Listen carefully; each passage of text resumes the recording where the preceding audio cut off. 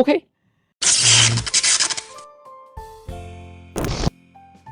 又见面了，荧幕前的观众朋友，大家好，我是 Ryan。今天呢，我们来看这一辆 Nissan 即将要推出的 Nissan Kick， 这是一辆非常 special 的 hybrid 车啦。到底 special 在哪里？就让我们接下来看下去。Let's go。这 Nissan Kick 呢，其实在国外已经推出了好一段时间哦，只不过最近这个单中马来西亚才决定把它引进来，让马来西亚的人民呢有多一层的选择。毕竟啊，这个马来西亚政府最近一直讲啊，可能要取消掉这个 RON 95的津贴嘛。所以造成了最近想买车的人呢，他们的首选啊，一 hybrid 车，二电车。所以这一个 Nissan Kick 呢，也算是马来西亚人民的多一种选择啦。而且啊，它的 hybrid 呢，跟这个 Serena 的 hybrid 那个猫 hybrid 是完完全全不一样的东西。到底不一样在哪里？等一下我们才来讲。首先我们来看一下这个 Nissan Kick 的外观设计啊。其实 Nissan Kick 的外观设计呢，就采用了他们 Nissan 的家族式设计语言，也就是 V Motion 的家族式设计语言。再来是啊，这个 Nissan Kick 的 LED 尾灯的造型啊，让我想起了一辆车，也就是 Nissan Fairly 370的 LED 尾灯。哇，这个造型设计呢，真的是太过相像了啦。除此之外，我们在车顶上面呢，可以看到它是有两只的 roof bar， 这个是实实在在 aluminium 的 roof bar， 它不是那种 plastic 的哈。所以这辆车呢，如果是说你要用它来装这个置货架，也是 OK 的。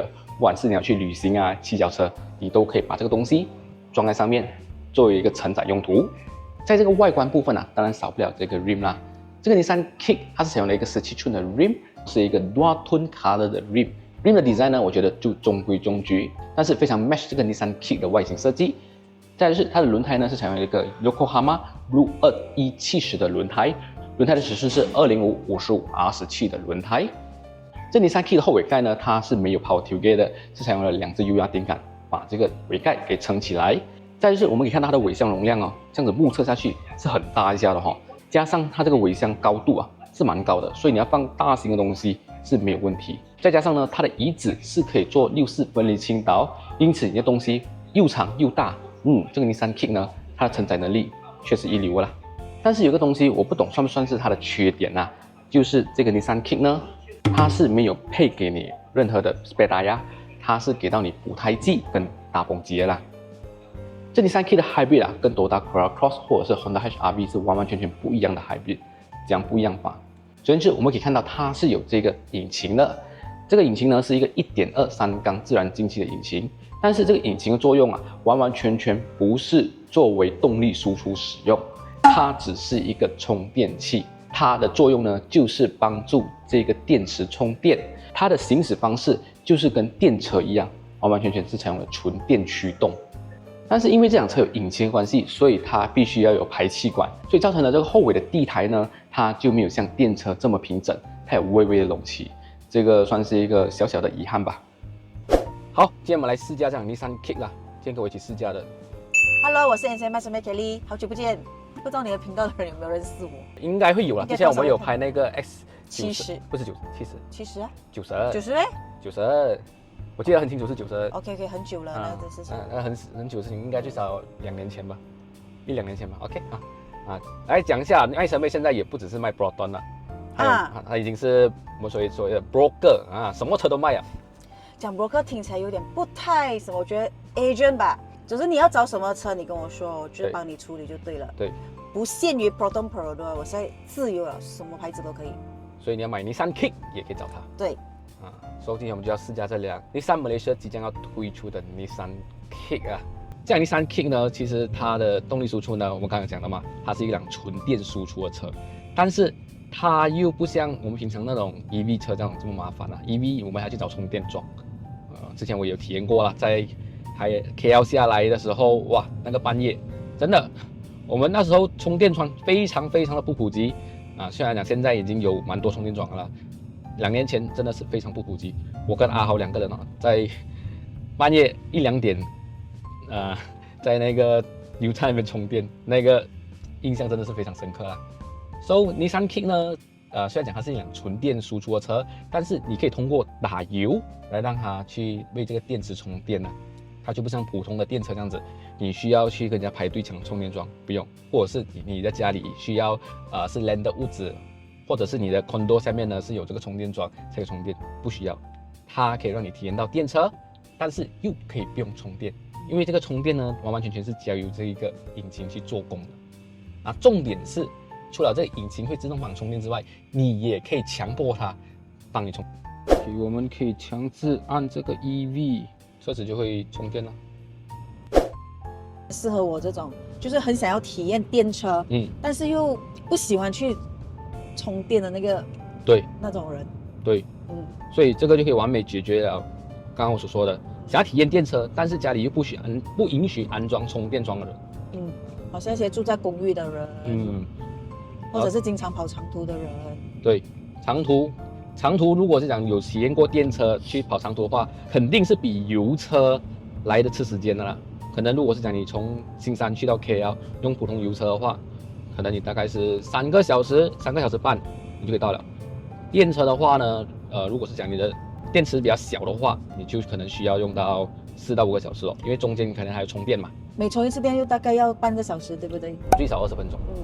再加上呢，其实 Nissan Kick 它的动力输出是以电动为输出嘛，所以你在城市路段驾驶的时候，肯定是非常的省油啊，因为它都是纯电输出，跟电车的原理是一样的。因为电车在 City Road 驾的时候它是非常的省电的，所以这个 Nissan Kick 为什么可以号称可以走到900公里，我相信就是这样的原因啦。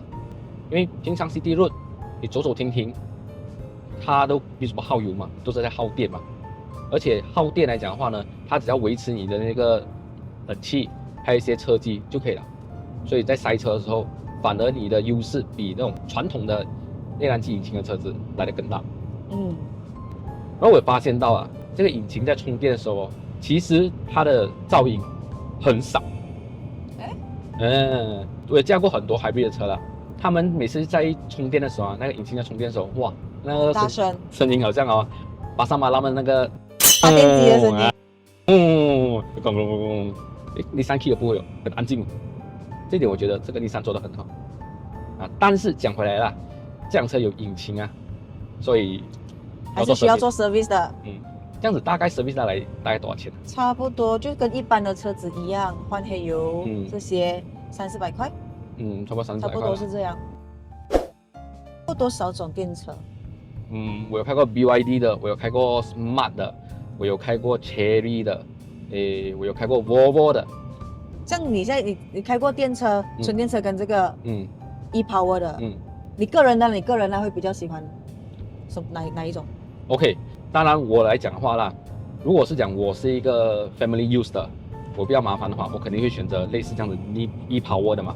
因为我真的不用去安装充电桩，我也不用去为这个找充电桩焦虑。你5分钟打油就 set 了啊！当然这个3分钟、5分钟打油就可以 set 了嘛。但是如果是讲以科技感来讲的话呢，肯定是电车的科技感比较强，对，比较强。这样Nissan的我就觉得就比较偏向中规中矩，它是感觉整体的感觉就像一辆油车的感觉，可是驾起来感觉像电车。但是它又没有像电车这么笨重，它没有一个大电池压在下面。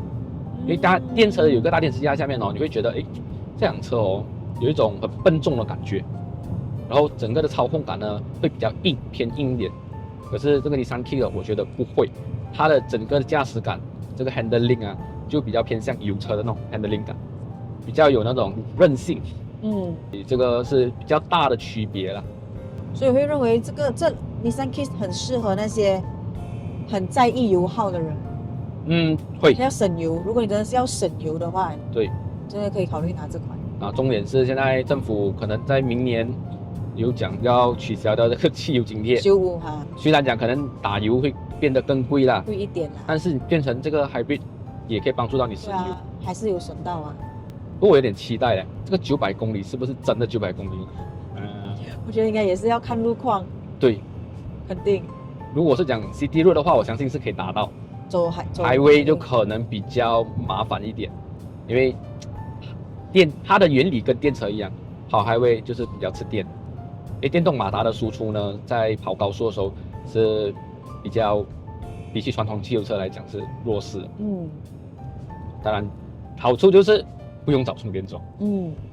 随便去一个 R&R 打油收工。所以如果是讲你可能要买第2辆车，for 家庭使用 City Road 使用来讲的话，普通载孩子买菜上学，然后普通上下班，我觉得Nissan Kick 是一个很好的选择，因为它不会很大辆，对，也不会很笨重，然后真的是非常小家庭使用的一辆车子。OK， 我们来做一下这辆车Nissan Kick 0到100到0的测试。OK 啊，一样 Sport 模式。不会啦，这辆车没有这样有力啦。OK， 3、2、1，走。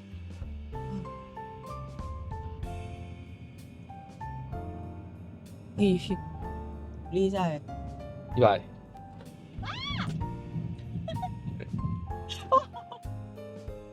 OK。0到100几秒啊？不知道。算 OK， 你回去自己算。我记得应该是7秒多，我看罗帅好像是7秒多还是9秒多，应该是9秒多，9秒8。OK， 你觉得它紧急刹车如何？可以哦，停得很快。我是觉得蛮快的。只不过那个动力输出嘛，就真的没有像纯电车那么的让人有贴背感。最后再来补充一些关于这个 Nissan Kick 的2个特点啊。